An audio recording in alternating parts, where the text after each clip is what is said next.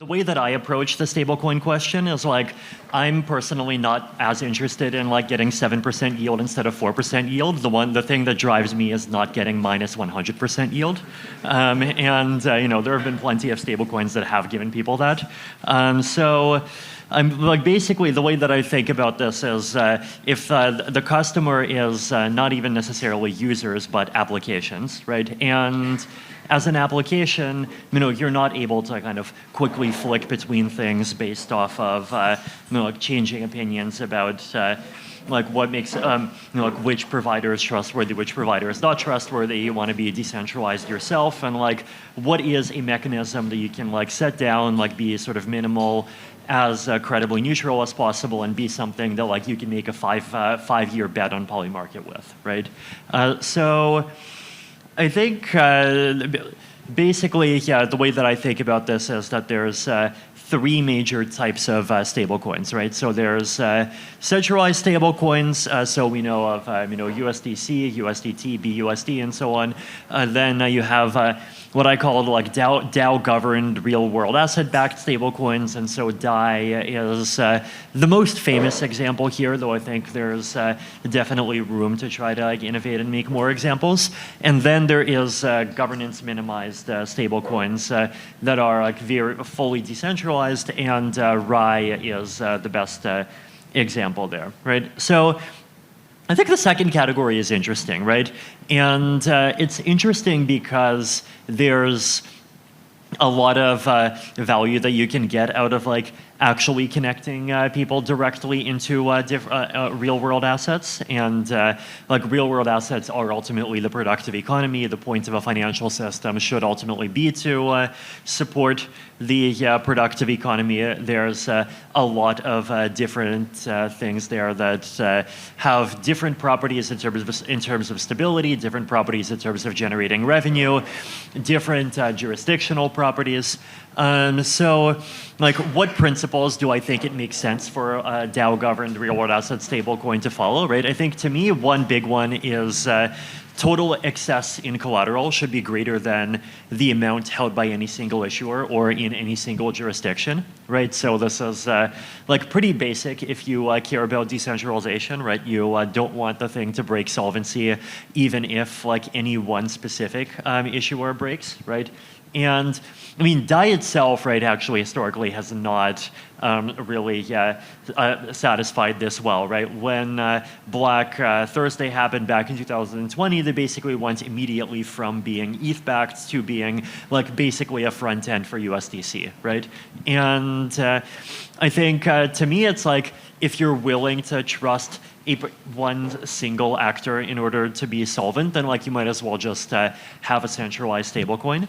And to me, the goal of this is to basically have a governance structure that gives you some kind of like long-term reliability, that you have something that like actually accomplishes the core property of decentralization, which is basically no single issuer going wrong or no single jurisdiction going wrong should be able to like actually break the core guarantee. And the core guarantee is 1 unit of the stablecoin is worth like $1 or like 1 of whatever you're tracking, right?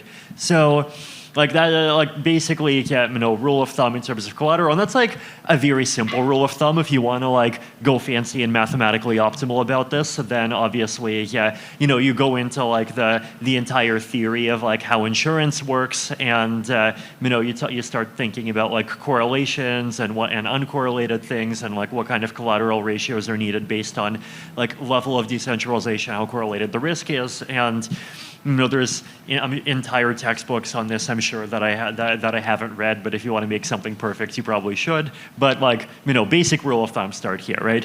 Then obviously standard requirements for a DAO, right? Basically, you want to avoid governance attacks. And like, to me, this is still a very unexplored part of the design space, right? Because like most people, it feels like we have this effect that I really hate in the crypto space, which is like, you know how there's this meme that like nobody got fired for buying IBM? And it's like in the crypto space, the meme is nobody got fired for forking Compound. Like we've gotten this like meme in our heads that the only way to be decentralized is to have token voting, and like token voting is an awful mechanism, right? Token voting gets easily, it's like basically one of two things, easily dominated by a very small, highly centralized group, or it's you get something with a tragedy of the commons effect, and like sometimes you only need a small percent of the supply to take over the thing, and it's like even in theory you have this problem that, okay, I'm trying to figure out if that was a metaphor for something.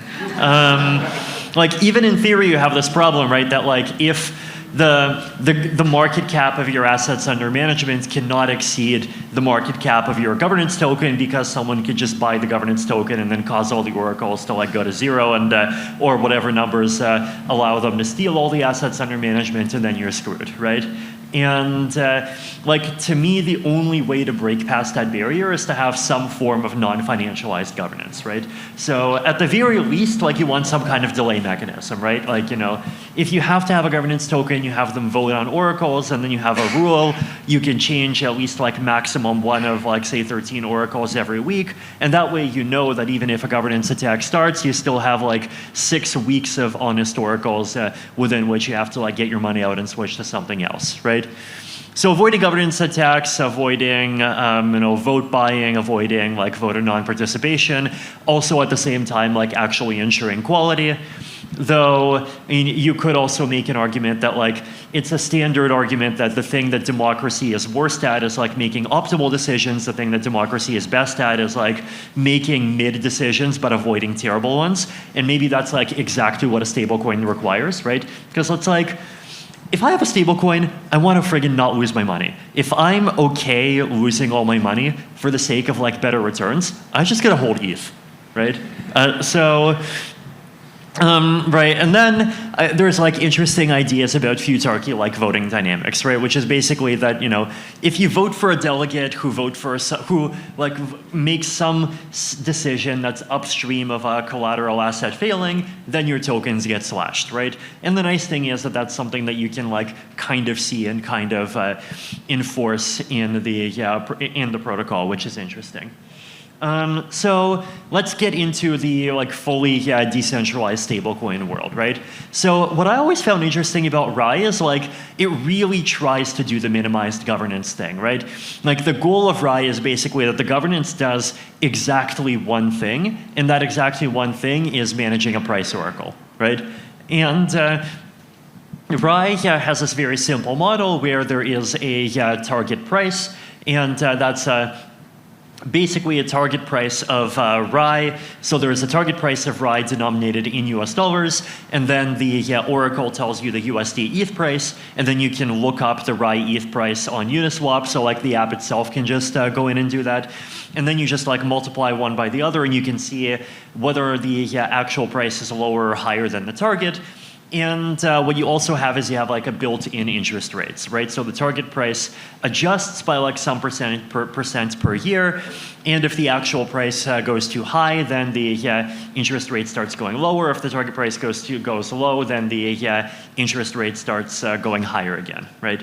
So that's like a pretty simple mechanism, right? It's how RAI works. And the basic idea is basically that like what you want is you want to find an equilibrium, right? You want to find the equilibrium interest rate at which the number of people willing to hold positive units of your stablecoin and equals the number of people willing to hold negative units of your stablecoin, right?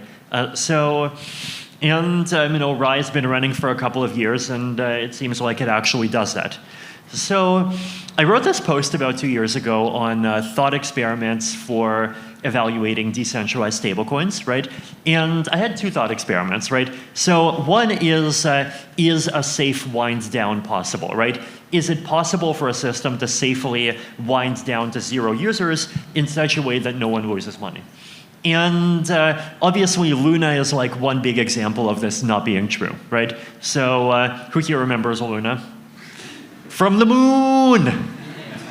So, you know, let's basically, you know, first the way that Luna worked is it was this like system where it's like actually kind of similar to this the Seigneurage shares paper by Robert Sams back from 2014, where you have two coins, you have this volatile coin and the stable coin, and you can like constantly trade one for the other.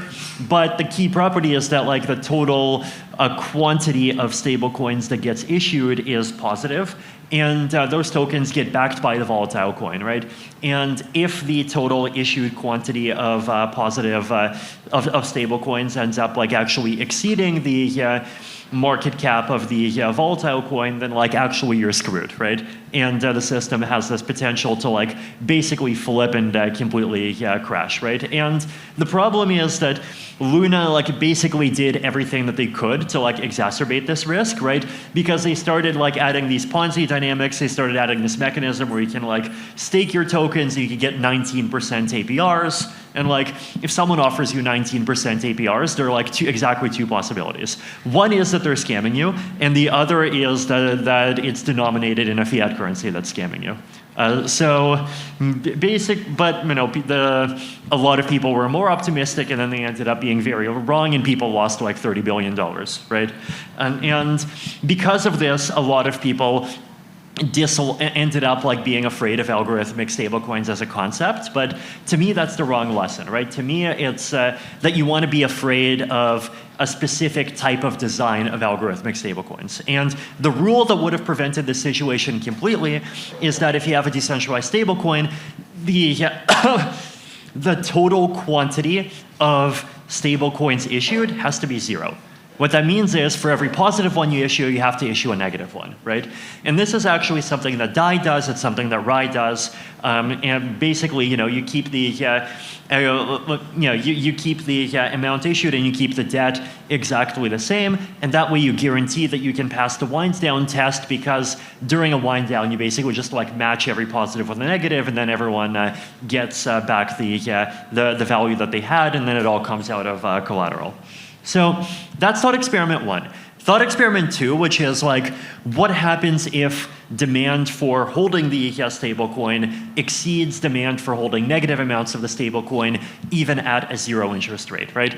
And this was actually the thing that caused DAI to like pretty chaotically flip over from being ETH-backed to being a USDC front end back in 2020, right? Which is basically that there was not enough demand to hold negative units of DAI that were backed by ETH. And so basically demand for positive DAI was high, but then demand for putting in collateral was low. And if they had done nothing, the price of DAI would have like started going up, and DAI would have like entered a speculative bubble, and so just like basically quickly scramble and like throw in huge amounts of USDC as collateral, right? And I think right now this is one of those things that's easy to forget, because if right now we're in this relatively high interest rate regime, but macroeconomic conditions can change, lots of things can happen. Maybe in 2027 we're going to be back in negative interest rate land. Like actually, people love making like all kinds of prognostications that are like super confident, but like really nobody has a friggin' clue, right?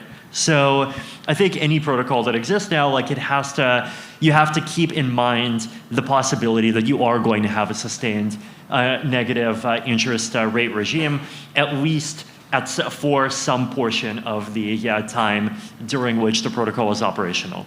And you basically have two possibilities, right? One is you accept the possibility of your stablecoin having a negative interest rate. And so in that case, you accept a floating peg. And like you can change it around on the UI level, right? The other thing you can do is you can have like an ERC20 where the negative interest rate is kind of baked in. So basically every time you do a send, the negative interest rate gets like calculated first, and then you lose extra amounts. But then it's like basically, you know, you do end up having to like suffer one sort of UX issue over the other.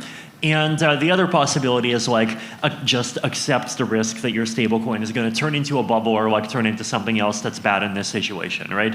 And like personally, out of this, I prefer option 1. So that's like another part of the stablecoin question. I think another thing that's really interesting is this question of what index do you follow, right? So basically, if we want to accept the user experience and the accounting downsides of not just perfectly following USD, then there is an argument that like maybe you want to actually go further and we want to actually be less like skeuomorphic with these things, right? So skeuomorphic is this like term for UX design land that's like basically making like computer user experience like items, things that like really try to look like physical things that they're modeled after, right?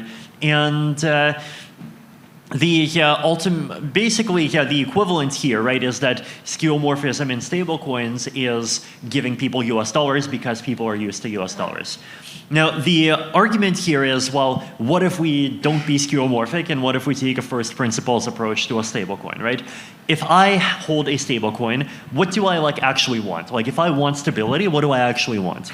And the answer basically is that I want to guarantee that if I have K times N units, I can pay for N days of my expenses, right? Like I think that's ultimately what stability really means from just like a very practical perspective, right?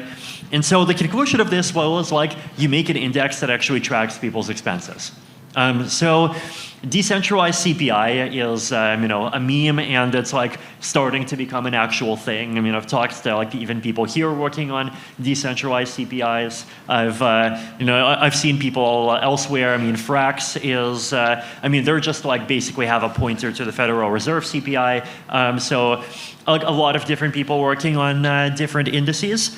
And like today, I personally think that Federal Reserve numbers are reliable for inflation. So sorry to like any Shadow Stats fans in the room, but there are tail risk situations where that like might end up actually changing quickly.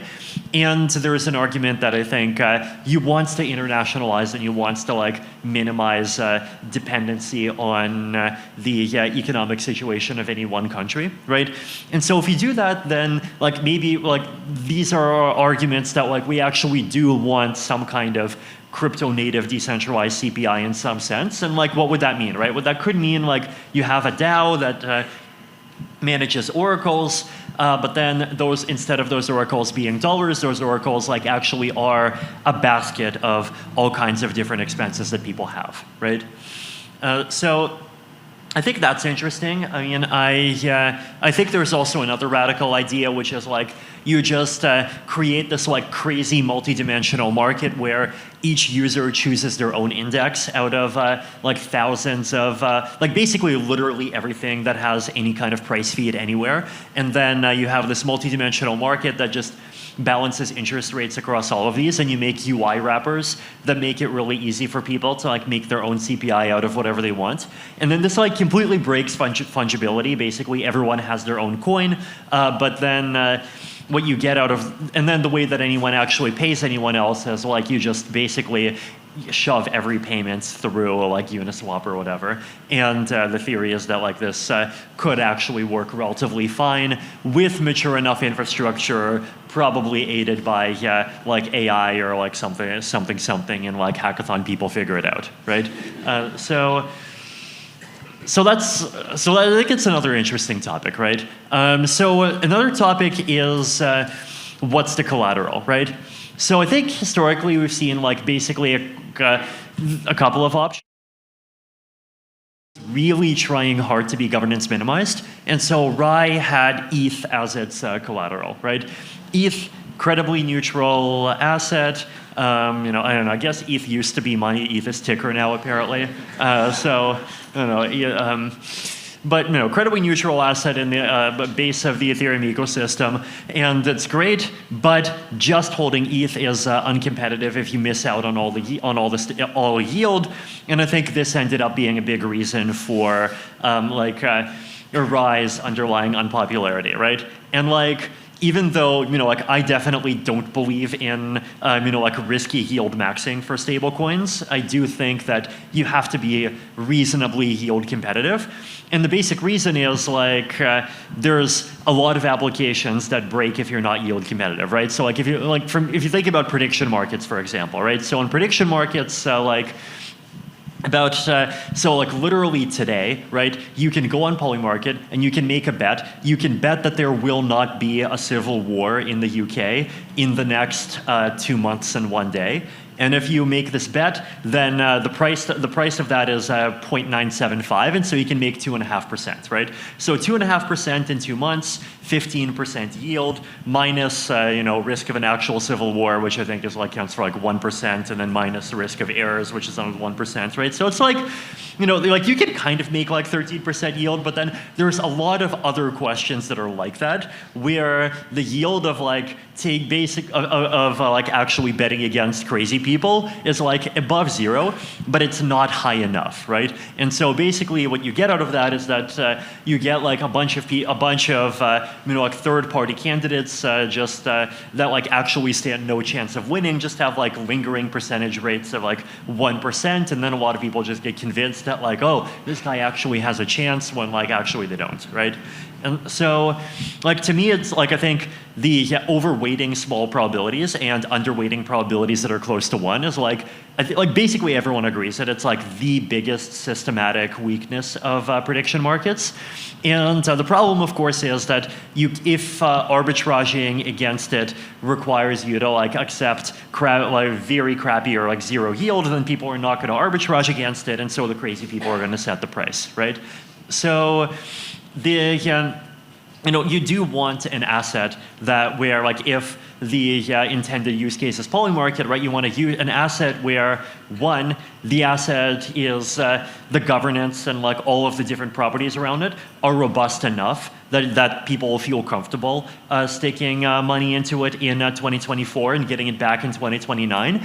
But two, you do want the yield to be competitive enough so that if you put the money in now in 2024, as an arbitrage strategy, then in basically the amount that you lose between 2024 versus 2029 versus an optimal portfolio is relatively small, so that arbitrage strategies are actually possible across long time horizons, right? So this is basically the problem that Rye ran into. And so now, they're doing high, and there's other stablecoins, and they're getting into staked ETH. The problem with staked ETH is, of course, what is the governance minimized ETH staking solution, right? And one approach is to just pick one, right? Everything into Rocket Pool, or everything into Lido, or everything into something else. And there's centralization risks of this. And you could make a plausible argument that maybe one of these things should just create its own staking pool that's reasonably decentralized enough, and that way if you participate, you're not actually going to be increasing Ethereum centralization on some axis. But the problem, whatever you do, once you get into the staked ETH game, it's either you are contributing at least somewhat to Ethereum staking centralization, or your thing is not governance minimal at all, right? And that's one of the problems. Now, recently there's been a lot of interest in eigenlayer and AVSs, and basically use it what that actually works out to is you're basically saying you accept anyone's staked ETH as collateral.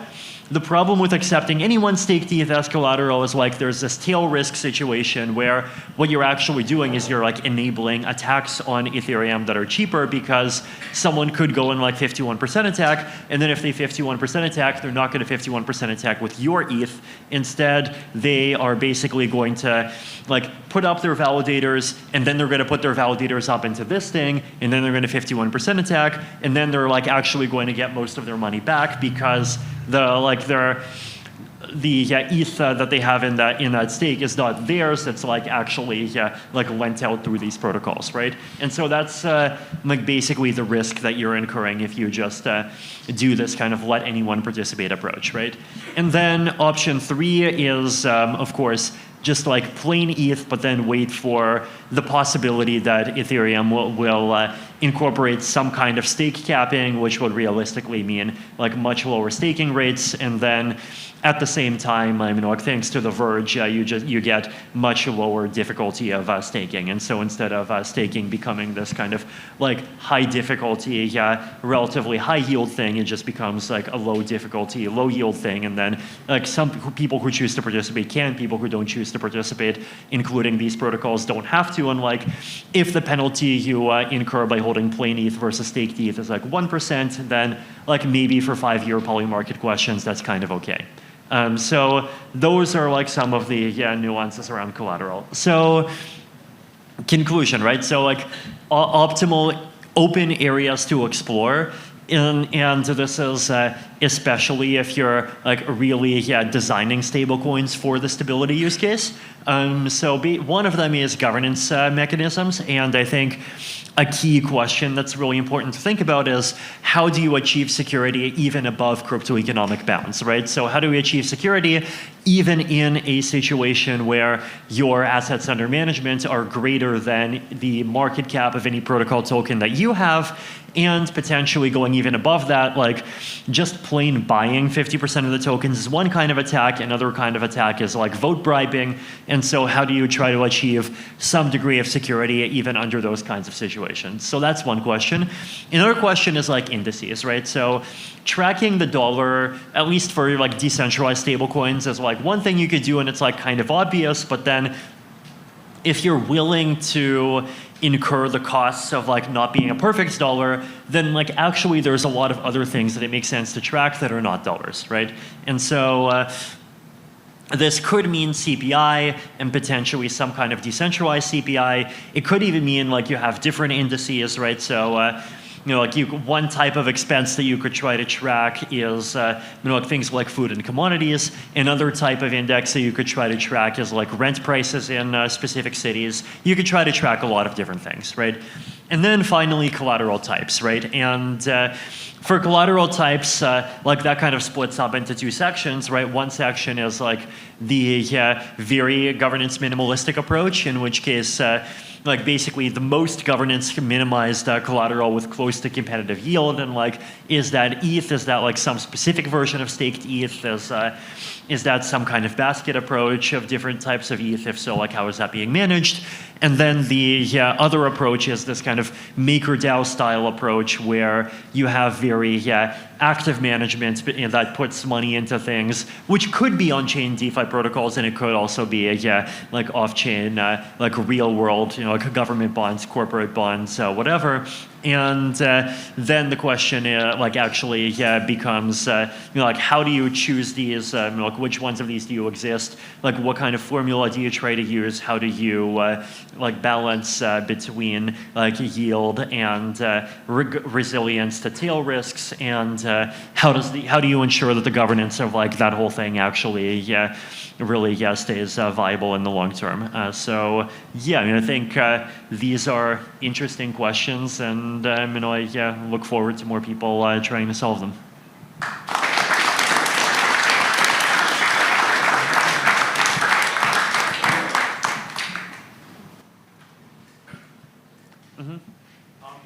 If the total decentralized is not working. Yeah. Total decentralized market cap of stablecoins is like what? Right. Like 10 mil, maybe of like Rye, High, and Gry. Right. And then total market cap of stablecoins is like, what, 170 bill? And so like that differentiation, like how do we get more people giving a fuck about decentralized stablecoins? Is it just about yield, which I think like, part of this presentation is like the yield is not competitive, but like...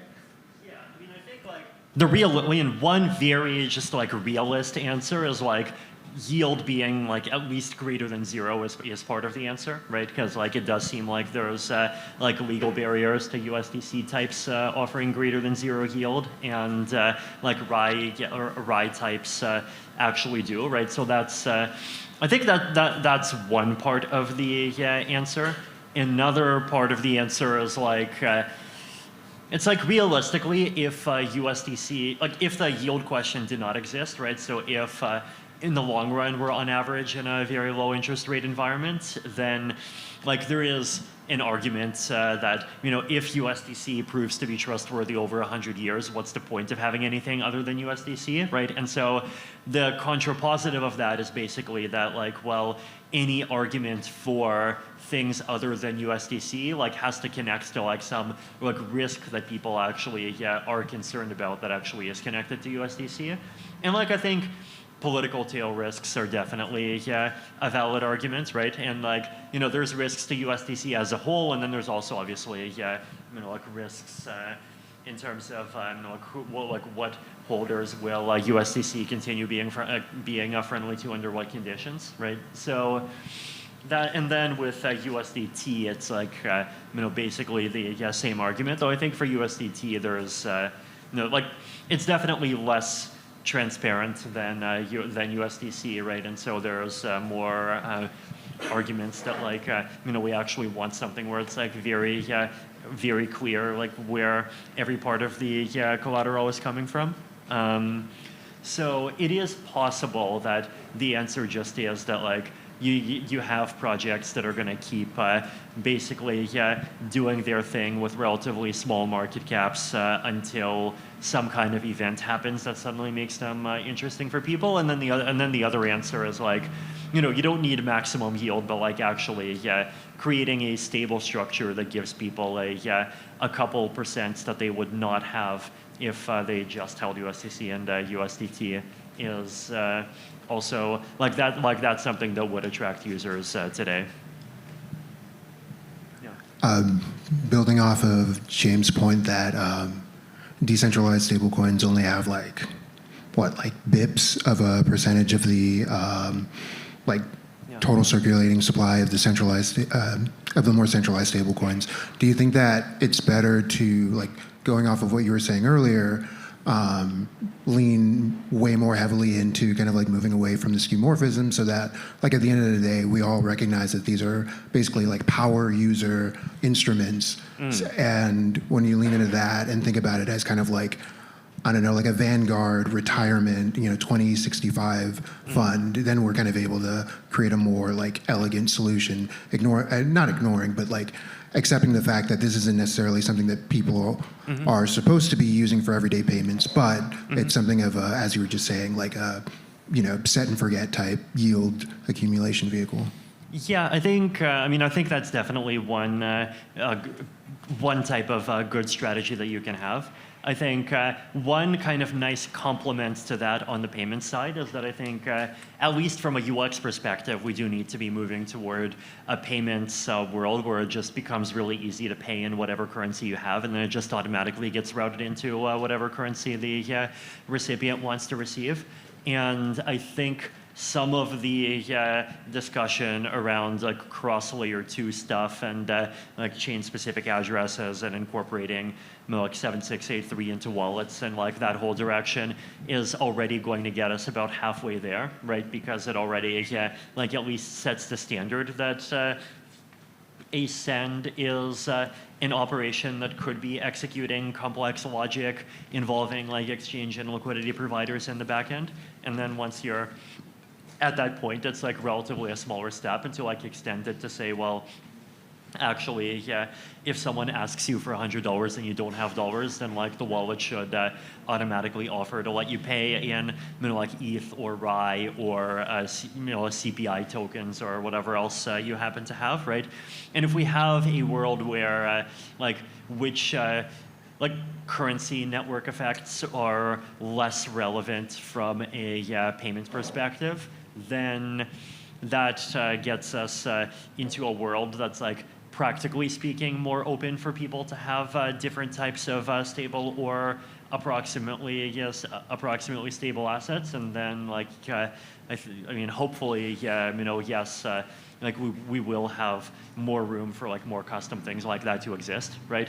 And I think the precedent there is just to think about is how, globally speaking, we already have a kind of ecosystem where you have lots of approximately stable assets and people can pay with whatever and receive whatever, right? Because that's how fiat and the credit card system works already, right? And I think if you compare to that, the crypto world and even with exchange spreads and all that is already very competitive. Yeah, thanks for the insightful talk and answers. My question is regarding regulations of stablecoins. After the Terra Luna fell from the moon, and regulators really activated in terms of, especially in Europe, but I guess in other parts of the world as well, And my question is it the time to really build decentralized stablecoins right now when regulators are so active in trying to capture this field? Thank you.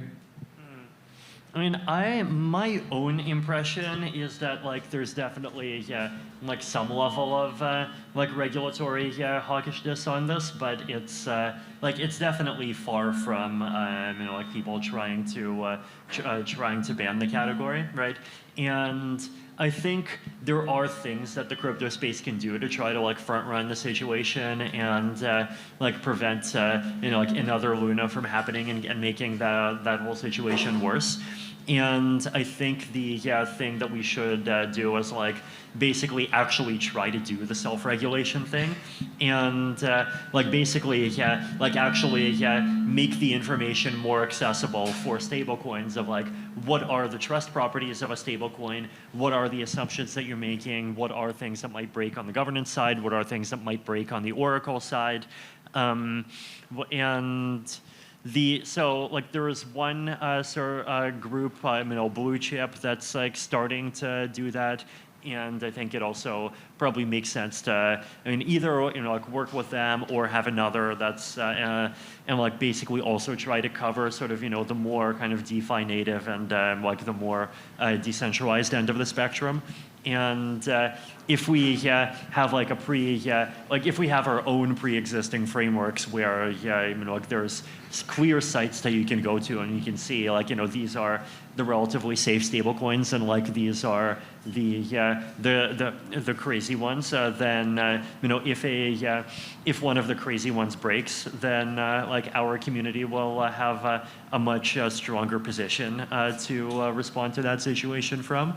So like that's one thing that I think like we could do and like actually get started on more now to try to like make sure things don't get worse in that regard.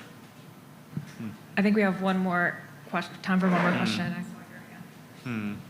Thanks. Might be a little dumb question, but I find the argument that decentralized stablecoin adoption is low because yield is low. It's sort of a very supply side focused argument. For me, when I use these stablecoins, sometimes I just think of them as like a substitute for a dollar, but on chain. And in that aspect, there's no notion of yield. Like when I use that, it's just something that I use, and it's.